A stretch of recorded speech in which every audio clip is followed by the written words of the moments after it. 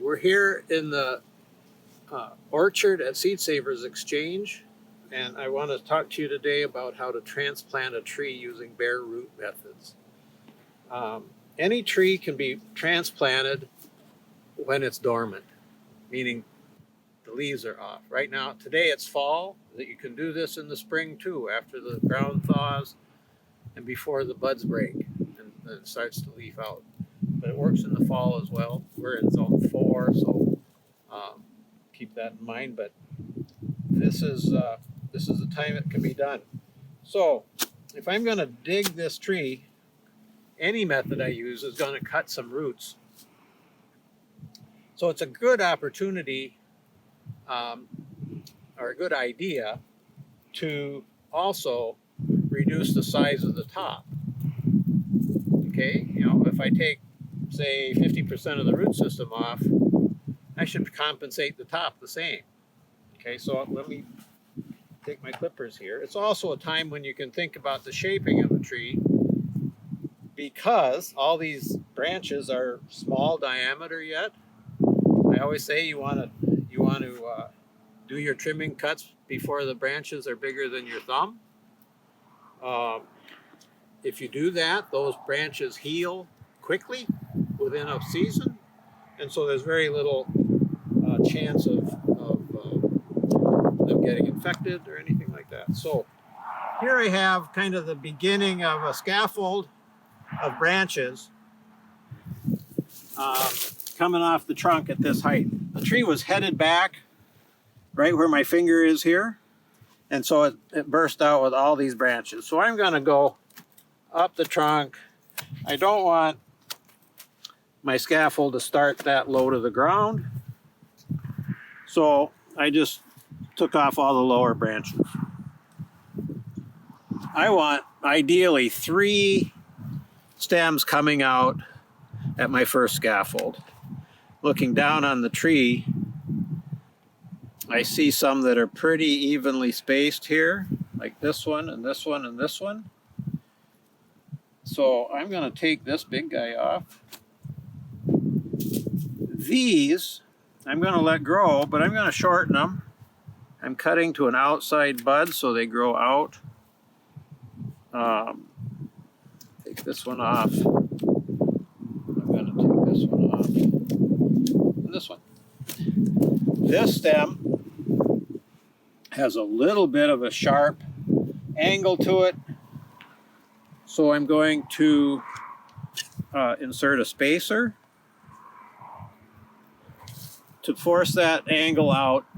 We want those branches to be between 45 and 60 degrees off the trunk, and that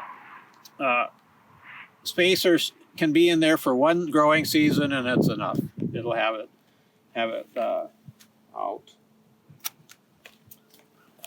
I also can go up the central leader and shorten that. If I have a scaffold here and head it back again here, it'll branch here again, and I can then select another scaffold of branches here.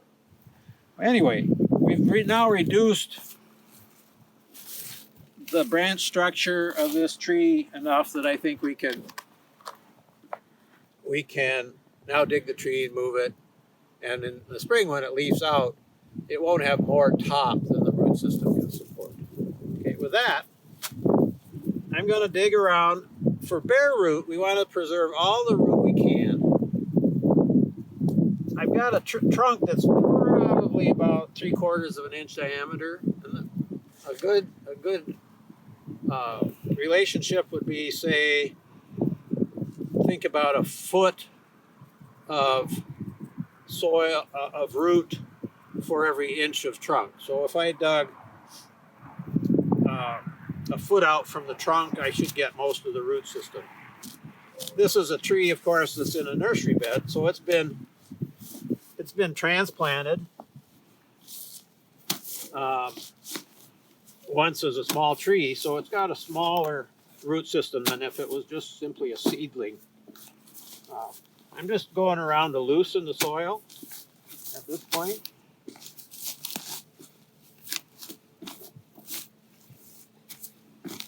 And I'm prying directly away from the tree. If I were to ball and burlap this tree, I'd be cutting away and not disturbing the root. But because I'm going to shake all the soil off,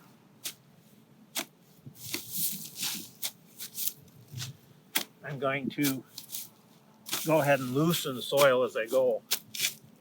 I've got some cover crop vegetation here to get rid of.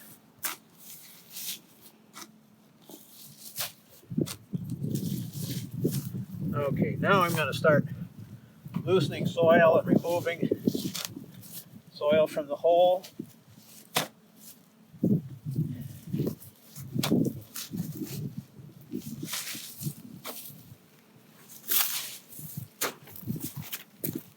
You can see the tree wiggle. I know I'm contacting the root system. The more I dig, the looser it'll get.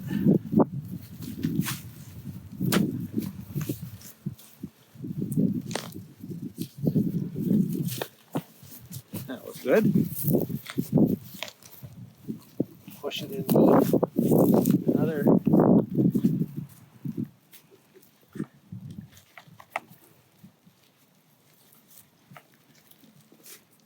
There you go. Now this is bare root, not dry root. We want to keep this root system damp in the interim between the time I dig it up and when we plant it. So let's go do that.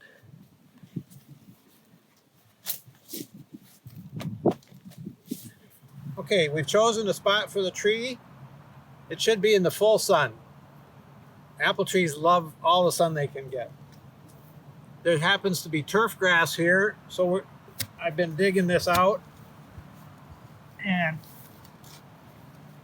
you don't want to put the grass back in the hole, but we do want to keep all the soil. We'll need all the soil to go back in the hole when we plant the tree. We also, here we've got the tree in a bucket of water, keeping the roots moist while we're digging the hole and moving it from where we dug it up.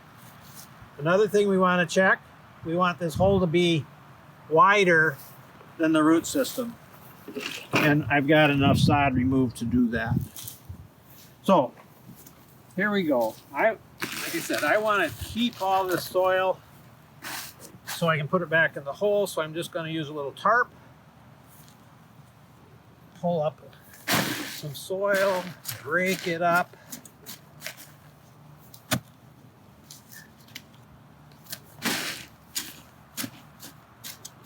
When that soil goes back in the hole, it should be crumbly. We don't want big chunks. We want no air pockets left under there. So we need to break it up into small particles. There's a fine point here. You notice I started digging in the middle of the hole. I find a lot of people stick their shovel in, they draw a circle, stick their shovel in around the outer edge. Every time I pry back then, I'm prying against more soil.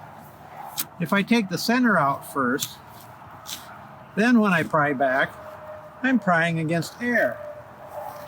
It makes your digging just a little bit easier.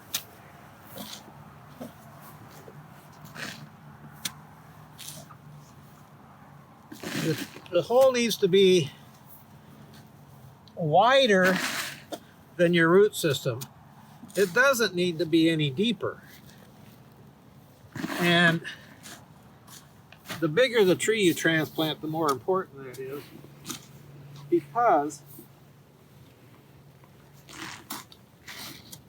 when I water this in, all this soil is going to turn to mud. And if I've overdug the depth, the tree could settle.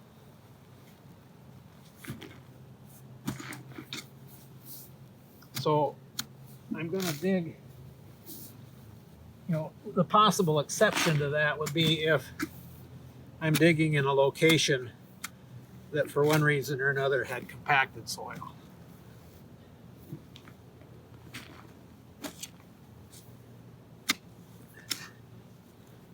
Okay. Now we can try this out.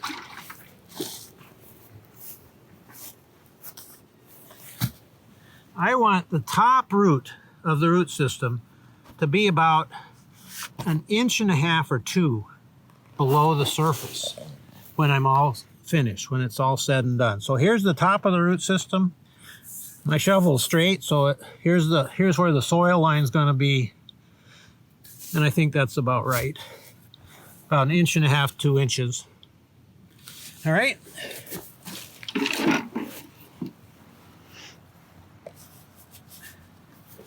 I'm going to continue pulverizing my soil.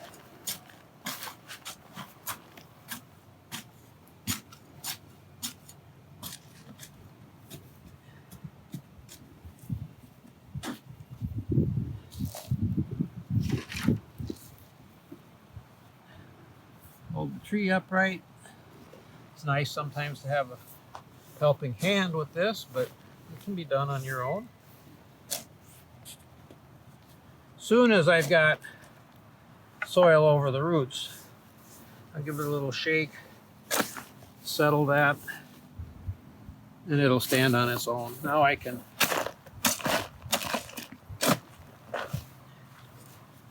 continue to fill.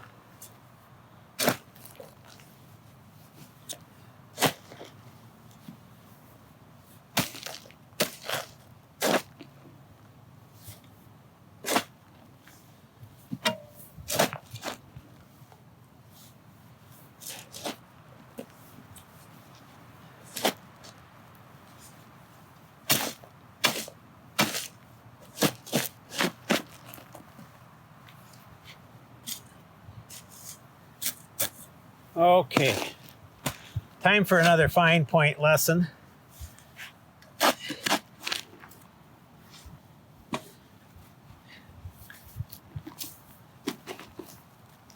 I'm going to water this tree in now. I'm not putting all the soil back in the hole. I'm putting about 80 or 90% of the soil back in. And I'll show you why.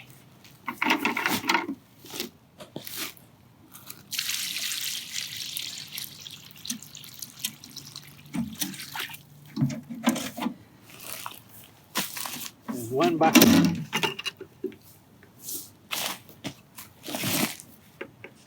We've got about 5 gallons of water total. We put it in 2 buckets so it's easier to carry. Oh, you hear it gurgling, it's carrying. I like to flood the hole so the weight of that water carries soil particles down in, fills all the gaps, and saturates the soil. Now I got a little weight to do because I'd like it to soak away. It's made mud out of this backfill soil. In the interim, I can continue to pulverize this soil. I put that on the tarp. This way I can get all that soil back.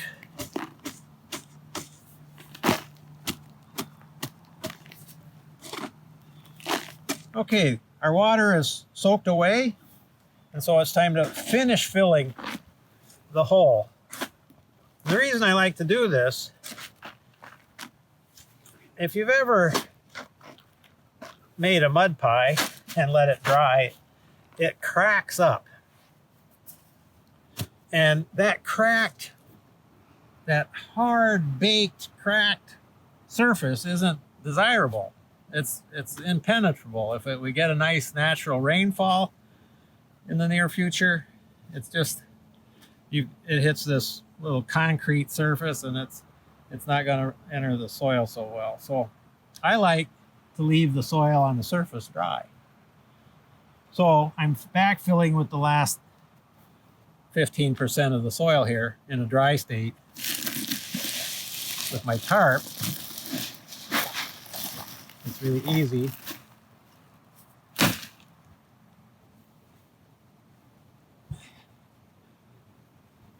To do so. There. A little mulch would keep the weeds down.